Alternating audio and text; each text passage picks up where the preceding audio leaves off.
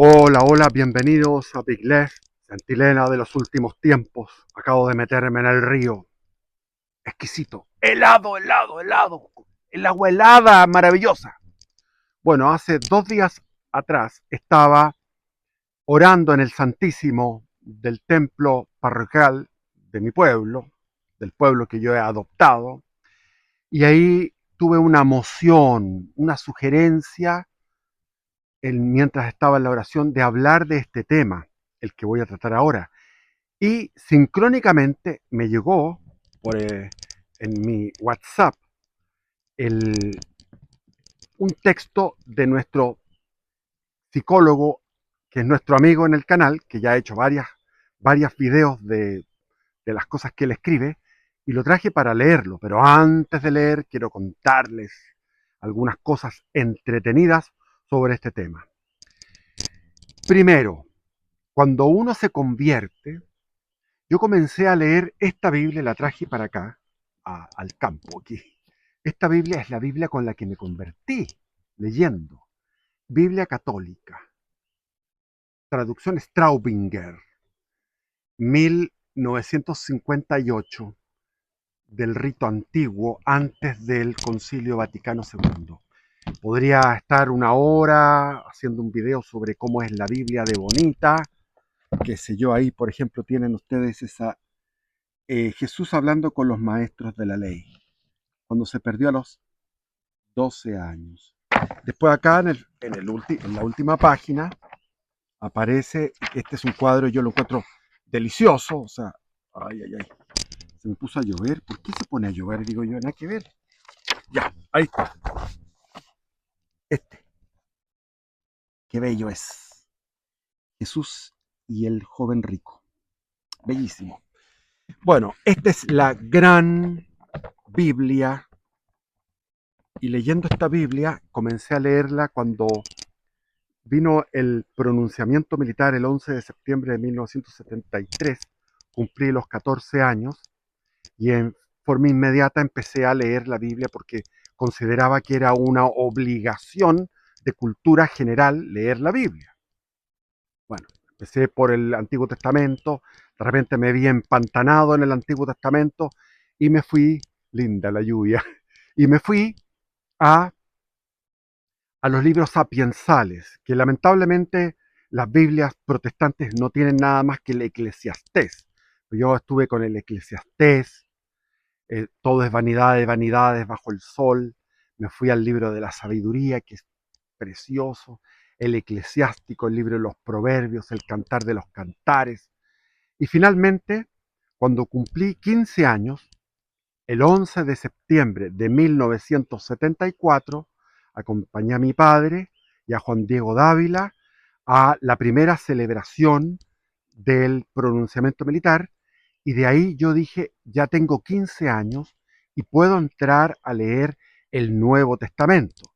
Y entré a leer por orden el Evangelio según San Mateo, y llegando al capítulo quinto, donde es el sermón de la montaña, en las bienaventuranzas, me vino un éxtasis, empecé con lágrimas de gozo y el éxtasis no paró. Durante un mes estuve pegado en, en el... sí, un mes estuve pegado más o menos en eso. Después, el segundo mes, ya en diciembre, eh, hice preparé una confesión general de mis pecados. Era la primera confesión en serio que hacía, porque había hecho una para la primera comunión, y en la primera comunión no entendía nada de nada, fue una tontera. Entonces ahí ya sabía, a los 15 años hice un extenso examen de conciencia, quise irme, salí ese día 24 de diciembre de 1974 a las 5 de la tarde, todo el mundo comprando para la Navidad. Y yo dije, o voy al centro y me confieso en cualquier iglesia del centro, pero dije, está lleno de gente ahora. Me voy a ir al monasterio benedictino, que no había ido nunca en mi vida y estaba al lado. Yo en la noche escuchaba las campanas de los oficios nocturnos de vigilias a las 4:30 de la mañana, se escuchaban las campanas que despertaban a los monjes y los monjes iban a su primer oficio. Entonces fui allí y lo he contado muchas veces porque fue notable. Ahí me encontré con el padre Bernardo, que era un español, y lo primero que me llamó la atención era la afabilidad, lo, lo liviano, lo juvenil, a pesar de que era un viejo, pero lo juvenil, ese espíritu vivo que tenía. Y me dijo, perdona que te haya hecho esperar, pero yo estaba terminando el rosario diario que hacía él para que Franco siguiera y no se muriera. Entonces él rezaba un rosario para que Franco continuara vivo, porque tenía mucho miedo de lo que iba a venir después de Franco. Tenía razón. Franco murió después un año, en el 20 de noviembre de 1975, casi un año después. Entonces le di la confesión y él me dijo, mira, si quieres ven a hacer retiros acá. Y fui a hacer el retiro ya en enero. Primeros días, el 3 de enero, llegué a la casa de huéspedes, que quedé fascinado porque todo era limpio, impecable, un olor a pulcritud, las sábanas blancas perfectas, un escritorio pequeño para estudiar con una vista a un campo en plena Las Condes en aquellos tiempos. Todavía no había unos edificios que han rodeado el monasterio, era un terreno de pura naturaleza, bellísimos, el silencio que había, las campanadas para ir a los oficios, y yo me discipliné y dije, y estuve todo el verano ahí en ese retiro, y me discipliné, me levantaba a las 4 de la mañana, a las 4:30 estaba en vigilias, después estaba en laudes, después estaba en tercia, después venía la misa, el desayuno, iba a trabajar pesando huevos porque tenían unos gallineros gigantes y pesaba huevos, se clasificaban en una máquina los huevos y después venía el tercia, sexta, otro oficio donde se cantan los salmos y después el almuerzo, después la nona no podía ir, la nona ya liquidado. Y después venía vísperas, la cena y completas. Estaba fascinado. Entonces llegué, el primer día le dije, me preguntó el hermano Martín, me dijo, ¿quieres algún libro de espiritualidad?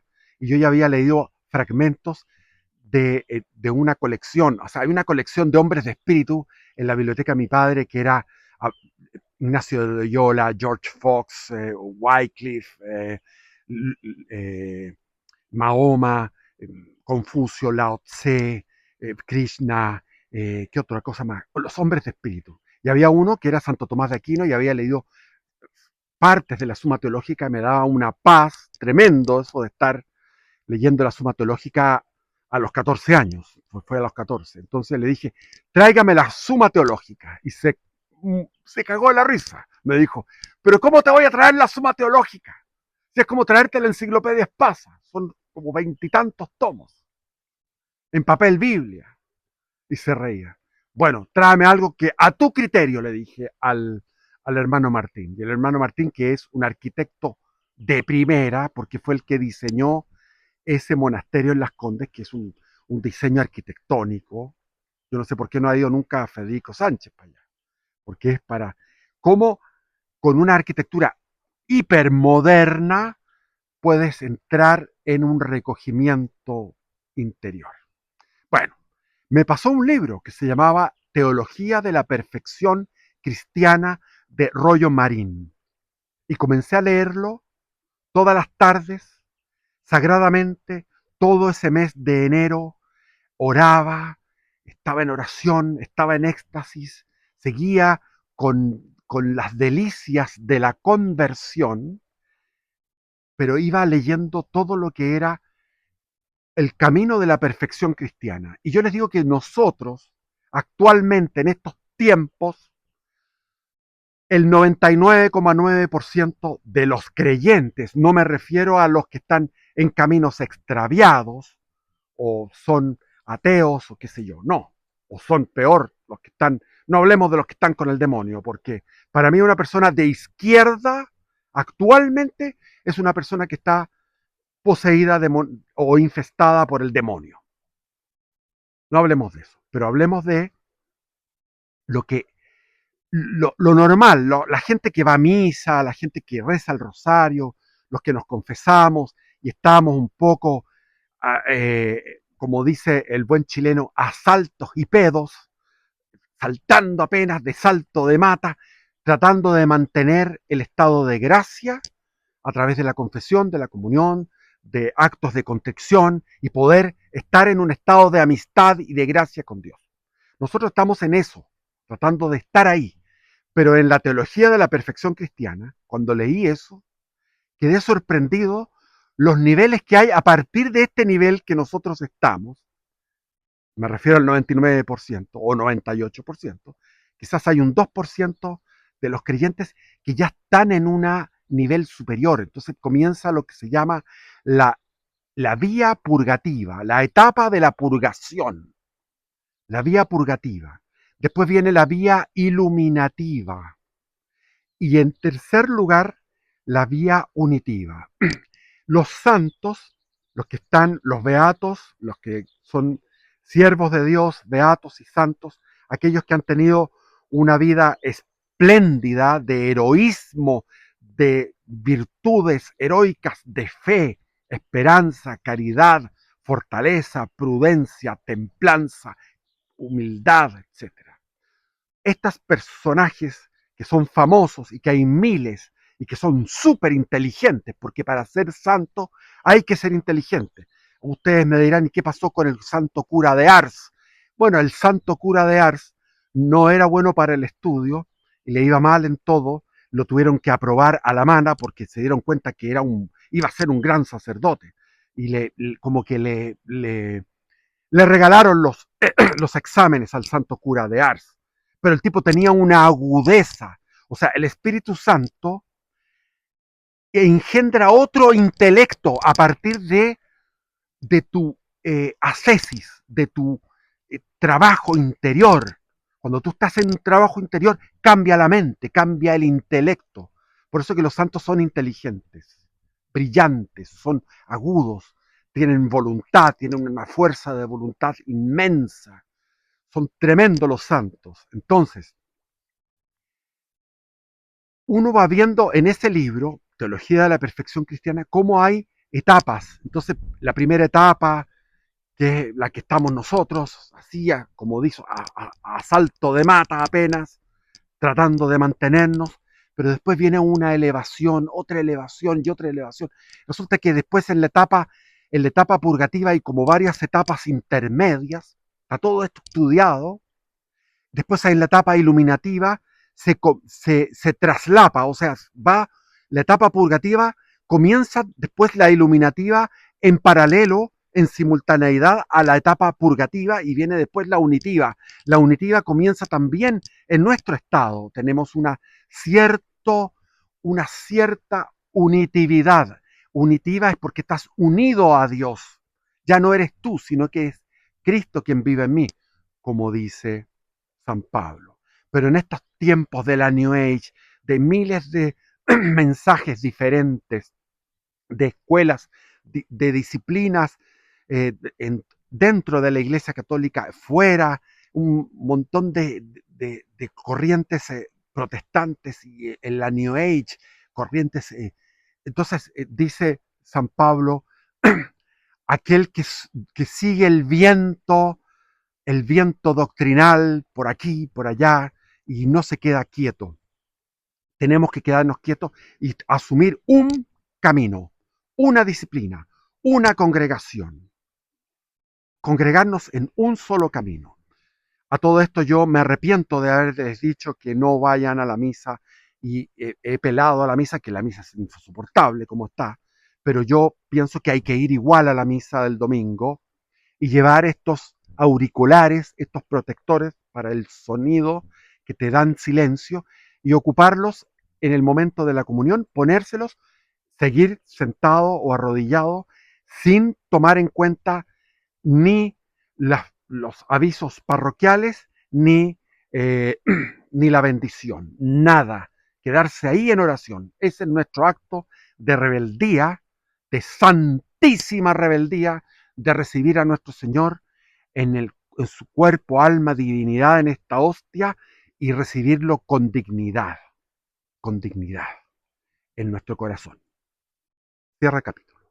Entonces, en esta lectura de Rollo Marín, empecé a darme cuenta de que había también obstáculos para pasar de la etapa purgativa a la iluminativa. Se pasaba por lo que se llama la noche oscura de los sentidos. Y para pasar de la etapa iluminativa a la unitiva, se pasaba por la noche oscura del alma o la noche oscura del espíritu.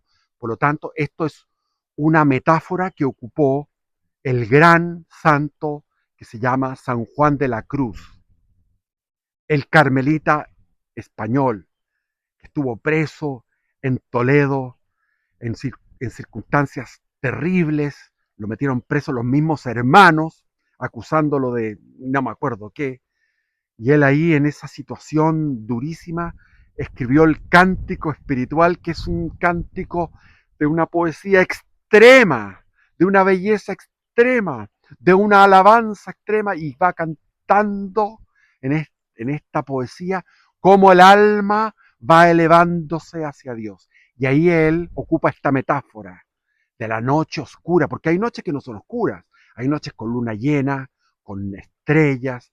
Esta es la noche oscura del alma, la noche oscura de los sentidos, primero de los sentidos y después de lo del alma. Entonces, en esa época yo estaba recién convertido, estaba en un estado de delicias.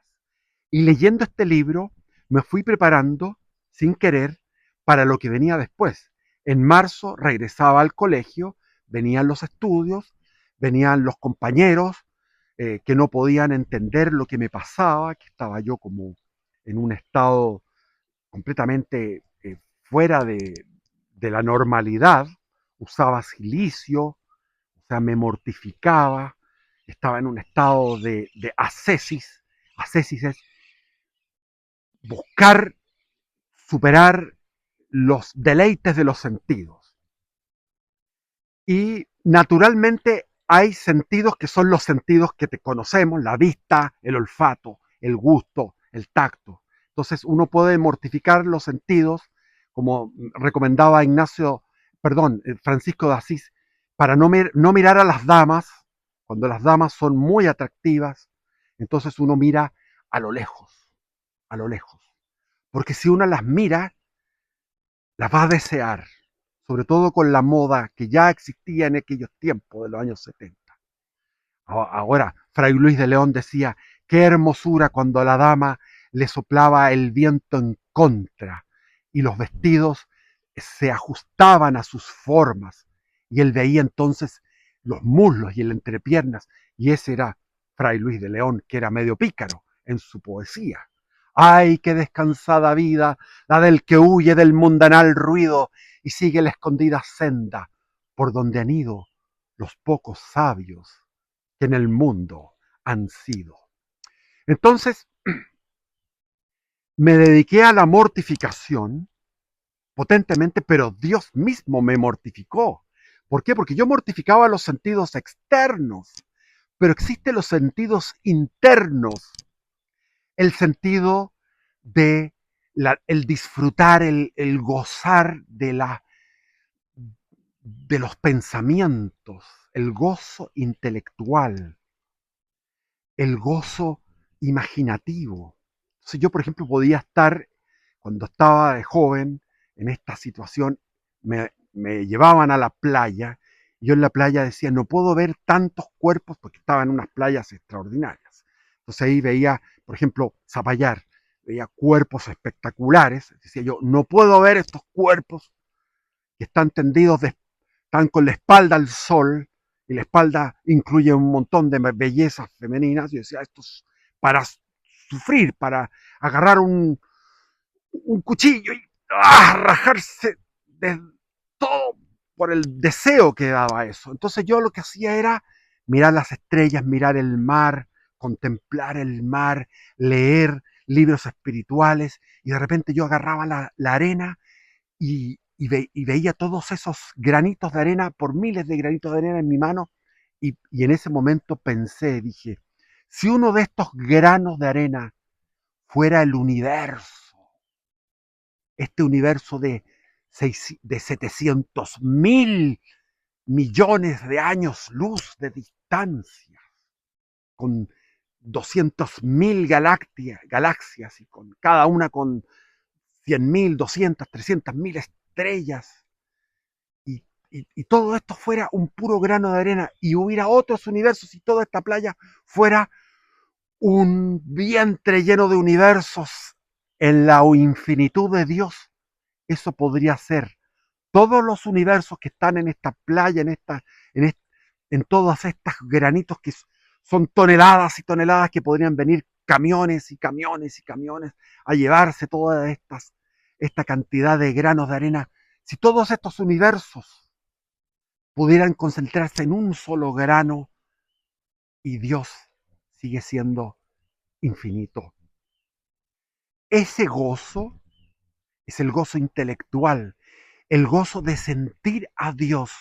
Dios me premiaba sintiéndolo en la comunión, sintiéndolo en la confesión, como algo, era una liberación la confesión. Pero de un momento para otro se cortó ese deleite. Iba a orar, sequedad. Estoy hablándole a una pared. No siento ninguna miel en mi corazón ni en mi cerebro. El cuerpo, estoy arrodillado 1 hora, 2 horas, y estoy luchando contra mis pensamientos, contra la vaguedad de mis pensamientos, estoy luchando contra esta frialdad de mi corazón. Mi corazón se enfrió y ahora es como una nevera, como un refrigerador, y estoy ahí teniendo que soportar esa frialdad de los sentidos internos, lo que uno siente internamente. Ese se llama la noche oscura de los sentidos internos. Y Dios te está purificando, porque lo que quiere es que tú tengas, que la fe no sea como un perro que tú le tires un hueso, le tires un pedazo de carne, o porque te tira una golosina, tú vas por la golosina. Yo tengo un gato, tengo 2 gatos, tengo un perro, son interesados porque van por la golosina. Dios quiere que saltemos eso. Entonces nos purifica privándonos de la golosina. Es la misma palabra que ocupa San Juan de la Cruz, la golosina. Y en ese momento, cuando tú estás privado de la golosina, lo único que tienes es la fe y la esperanza. La esperanza donde tú ya sientes que posees en el futuro, en la vida eterna, en algún momento va a volver ese gozo, porque Dios se apartó, se fue lejos. Y hay salmos que hablan de eso. Entonces, esa es la noche de los sentidos. Yo la experimenté, pero jamás experimenté la noche del alma, porque probablemente la noche del alma, no probablemente, es así. La noche del alma es para almas, valga la redundancia, para espíritus humanos que están muy avanzados, muy avanzados. Y no es el privarse ya del gusto de la oración, de que Dios te dé ese dulzor, esa golosina. Eso es la noche de los sentidos interiores. Ahora es la noche oscura del espíritu, donde tú ya no entiendes, tu intelecto ya no comprende, donde hay dudas radicales de fe. Por ejemplo, Santa Teresita de Lisieux, la Santa Teresita del Niño Jesús, entró a las Carmelitas a los 15 años y a los 18 años tuvo la noche oscura del alma. Ya había pasado por la noche de los sentidos, yo creo que antes de entrar a las Carmelitas.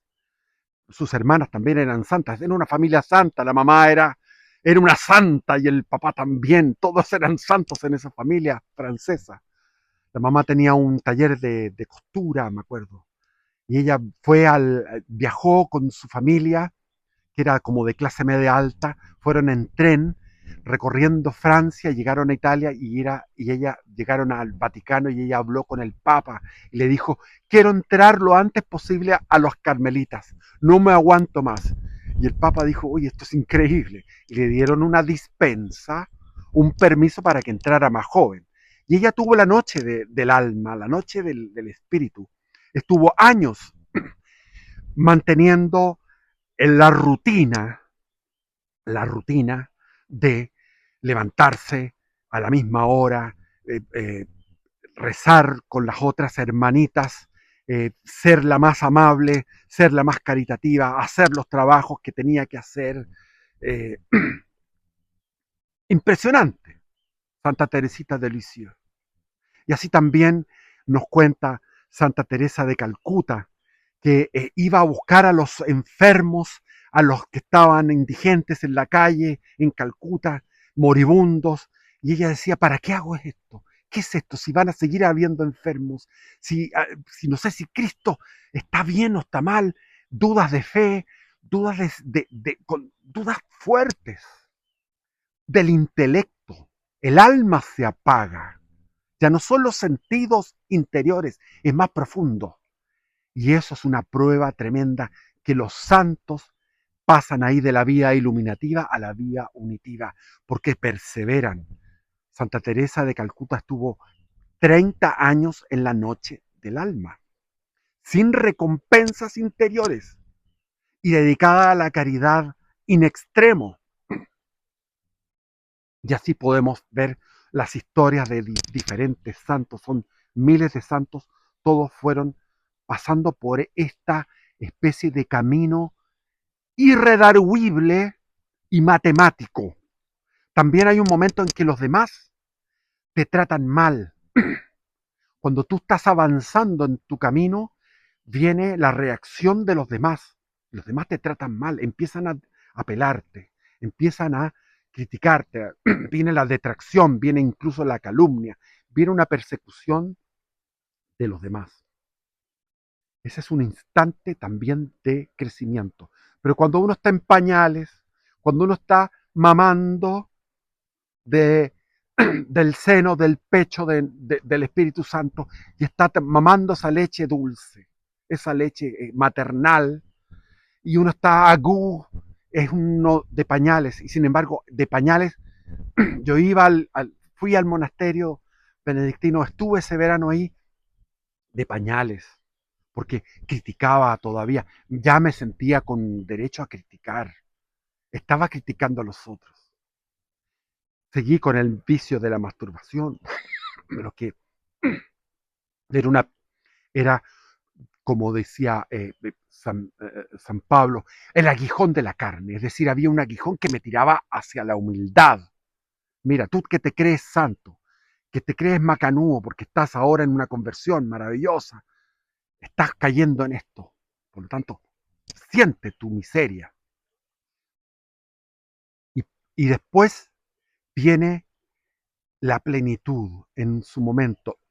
Y Francisco de Asís vivió en ese momento los estigmas y se elevaba en todo momento. Lo que cuentan que tenía levitación en todo momento. Es decir, el camino, los pasos que uno tiene para llegar a eso son una montaña, un Everest. Nosotros estamos en el campamento base.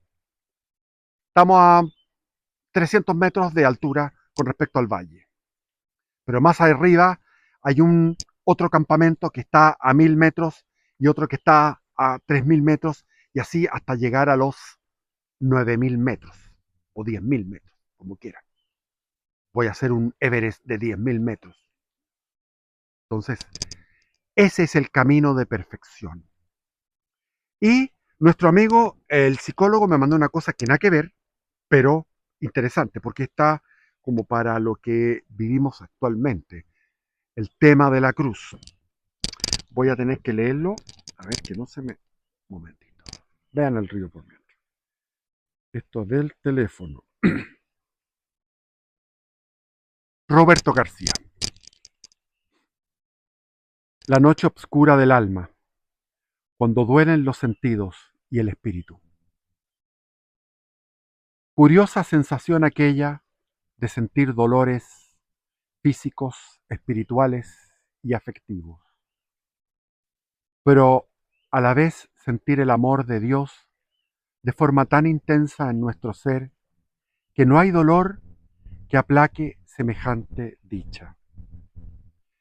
Interesante idea la de reflexionar acerca de la noche oscura de San Juan de la Cruz, que es previa, tal como también afirmaba el beato Francisco Palau, no como un castigo, sino como un proceso de purificación en el que, lamentablemente, este mundo infecto nos ha enseñado a tirar la toalla, en vez de, como afirmaba San Francisco de Sales, abrazar la cruz, ojalá con amorosa actitud espiritual y buena cara.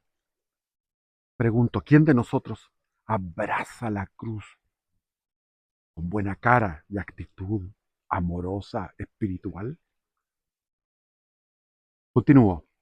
La sociedad del consumo hace mucho tiempo lleva no solo malcriando a la humanidad y ablandándonos psíquica, física y espiritualmente, sino que se ha dado el lujo, mientras nos mantiene cretinizados o estupidizados, nos mantiene en el hedonismo, frenéticos por los placeres vacíos, de invertir el orden establecido por Dios, desatando todo tipo de desastres, tanto a nivel de la humanidad como en cada pueblo, familia, cultura e individuo. Ha sacado lo peor de cada cosa que se ha permitido tocar por sus pestilencias azucaradas. Esto es muy bueno. Las pestilencias azucaradas de la sociedad del consumo. Eventualmente, algunos ya han comenzado a despertar, pero aún en el equívoco de que apuntar con el dedo a las verdades de Dios y a evidenciar la obra del inicuo. Sin embargo, cuando les toca tribular a ellos mismos, tribular a sí mismos, ellos mismos, ¿qué pasa? En el sacrificio personal, en lo que les rebosa y abunda, sino donde realmente duele, buscan como un escapista lo haría en un acto teatral, mutis por el foro, evadir su propia cruz y todo lo que su malcriado inconsciente considere similar a cadenas que signifique privarse de sus placeres. Ahora, el inconsciente está malcriado porque a veces uno ve mucha película, por ejemplo, Netflix. Hay muchas películas que entregan mensajes hedonísticos, progres, y que van cultivando, van entrando en el inconsciente. Y ahí van quedando, cultivando, como esto que está aquí. Esto se cultivó solito, así también.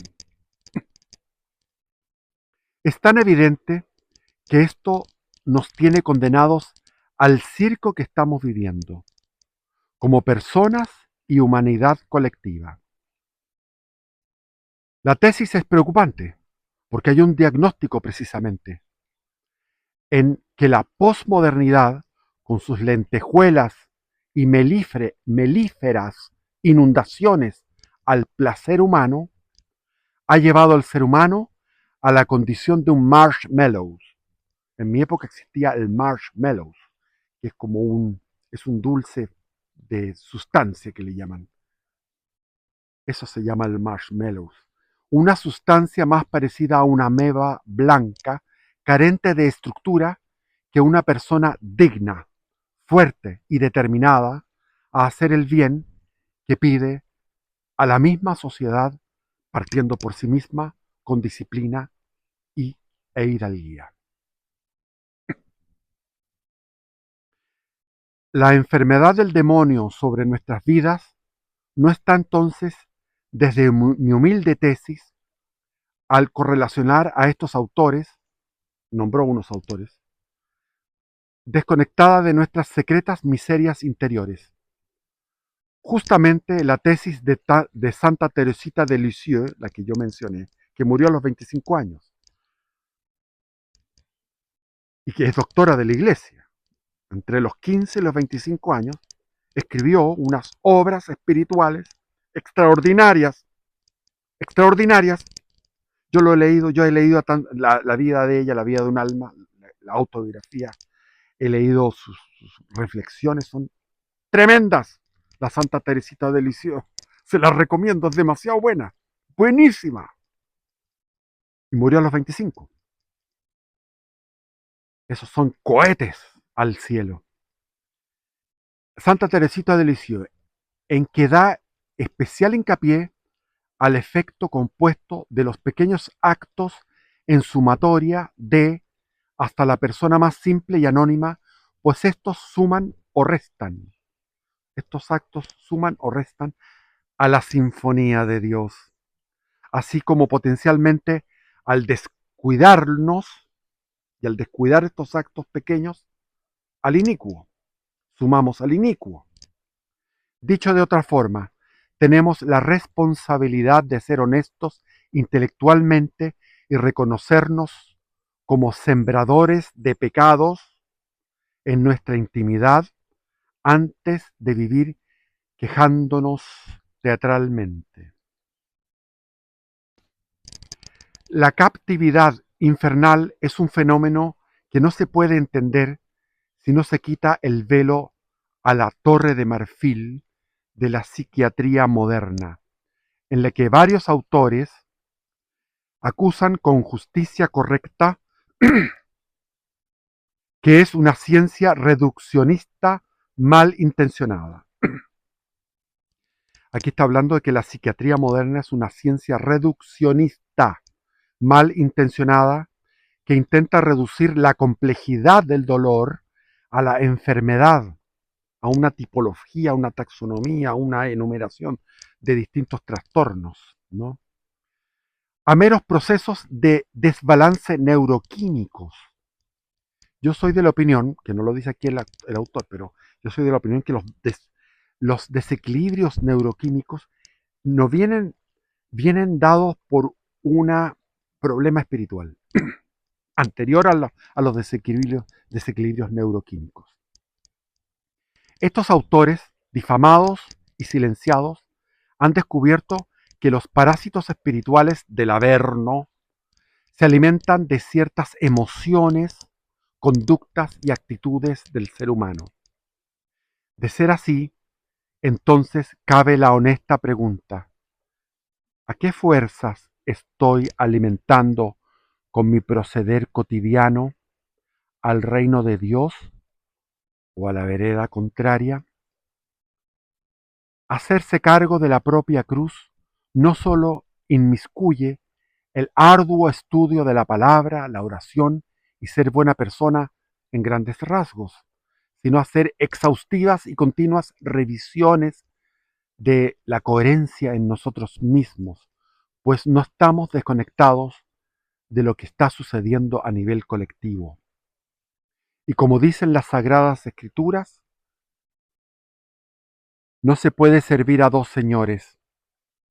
Ergo, lo que nos toca hacer no es vivir buscando la comodidad, sino de una buena vez enfrentar que el guión que nos preparó Cristo imposibilita la idea de vivir de forma pusilánime, evitando el dolor que nos hace crecer en la noche oscura, sino abrazarlo con valentía y diligencia.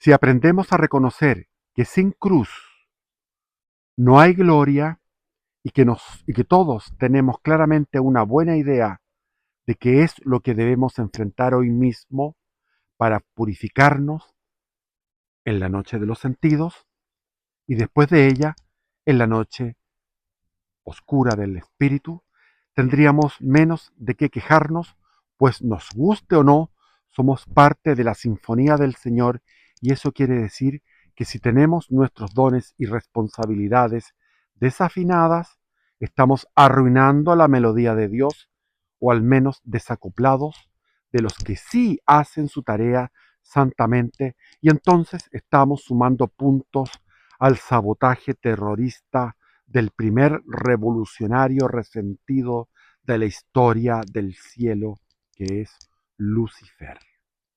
Sin cruz, sin noche oscura, no hay gloria. Plantemos cara a la propia. Algo para pensar al menos. Dios les bendiga. Amén. Ahí está el texto.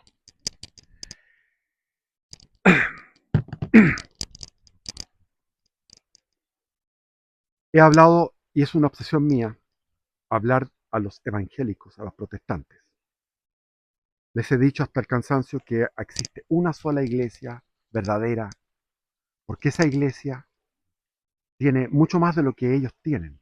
Ellos tienen una Biblia de 66 libros, nosotros tenemos una Biblia de 73 libros. Ellos tienen un bautismo, nosotros tenemos un bautismo, pero además de un bautismo, tenemos una confirmación, una comunión que puede ser diaria, confesión de los pecados y perdón de los pecados. Tenemos la unción de los enfermos, tenemos, ellos tienen Pentecostés, Espíritu Santo, nosotros también, pero el Espíritu Santo infundido, transmitido con imposición de manos a través de una jerarquía que instituyó el mismo Cristo en el siglo I con los apóstoles y los sucesores de los apóstoles, hasta el día de hoy, sucesión apostólica. Nosotros tenemos también tradición, tenemos magisterio, tenemos una sola verdad, no miles de verdades. ¿Y ustedes qué tienen? Les encanta a los evangélicos en sus cultos llamar al espíritu como que fuera un dulce. Buscan la dulzura, la emoción, la lágrima, el gozo. Buscan el sentimentalismo. En cambio, en la Iglesia Católica no se rechaza, se puede aceptar, pero no se busca. La doctrina ascética del ascetismo, de la mística. Por eso que hay doctorados en ascética y mística. Hay doctores de teología, doctorados en ascética y mística. La ascética es la ascesis, cómo poder superar, cómo uno va en una disciplina de superación. Porque nosotros no solamente tenemos la fe, sino que también tenemos las obras. Y tenemos un misterio que es cómo la gracia actúa en nuestra vida, en nuestras obras.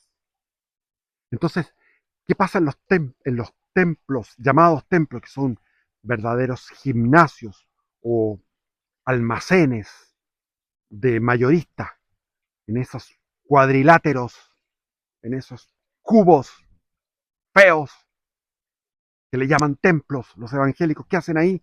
Buscan el azucaramiento. En cambio, en nuestra iglesia, que es la iglesia de Cristo, se busca la cruz, se venera la cruz. Hay que abrazar la cruz y no tomar en cuenta los sentimientos deliciosos, sino que solamente como una visita del Señor. Pero no buscar el azúcar, la golosina, la consolación, sino que buscar esa fe que va, que tiene una raíz tan profunda, esa fe que tiene una raíz tan profunda que es capaz de soportar una vida de cruz, de sufrimiento, en lo físico, en lo emocional, en el repudio de la gente, en la crucifixión permanente, diaria, de las rodillas, de los músculos, del corazón, la crucifixión de los sentimientos. La religión verdadera no se trata de sentimientos, ni de euforia, ni de gozo. Puede venir el gozo, puede venir el éxtasis. Santa Teresa de Jesús, Santa Teresa de Ávila, tuvo unos éxtasis extraordinarios, pero ella no los buscaba, ella buscaba la cruz, porque en la cruz es donde se sirve realmente. Jesús dijo, el que quiera seguirme, tome su cruz y sígame. Eso es lo que quería hoy día comunicar. Y no puedo ser como ¿cómo se llama esto? El, el padre Gatica, predica y no practica. El padre Araya los embarca todos y se queda en la playa. Bendiciones, viva Cristo Rey.